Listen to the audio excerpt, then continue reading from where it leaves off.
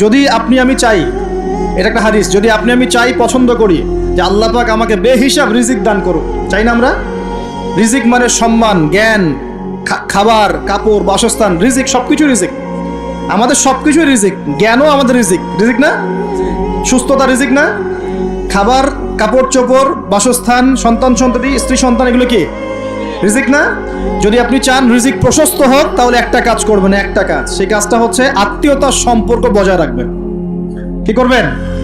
আত্মীয়তার সম্পর্ক বজায় রাখবেন। আত্মীয়তার সম্পর্ক বজায় রাখার জন্য কিছু মৌসুম আসে, যেমন রমজান মাস একটা মৌসুম।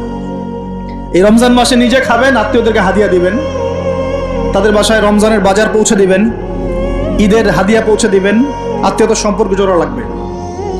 কোনো কোনো ক্ষেত্রে মাহফিলে দান করার চাইতে নিকট আত্মীয় পরিবারের পিছনে খরচ করলে বেশি নেকি হয়। বিশ্বাস করলেন না? মনে করতে পারে এটা তো আল্লাহর রাস্তায় ব্যয়, এর চেয়ে কি বড় ব্যয় হতে পারে? হ্যাঁ, হতে পারে। সবচেয়ে উত্তম ব্যয় হচ্ছে আপনার পরিবারের পিছনে ব্যয়। হালাল টাকা থেকে, হালাল উপার্জন থেকে যে ব্যয়টা আপনি পরিবারের পিছনে করেন, এটা সর্বশ্রেষ্ঠ ব্যয়। আর আত্মীয়দেরকে দান খয়রাত করলে বা তাদেরকে হাদিয়া দিলে দুইটা বেনিফিট।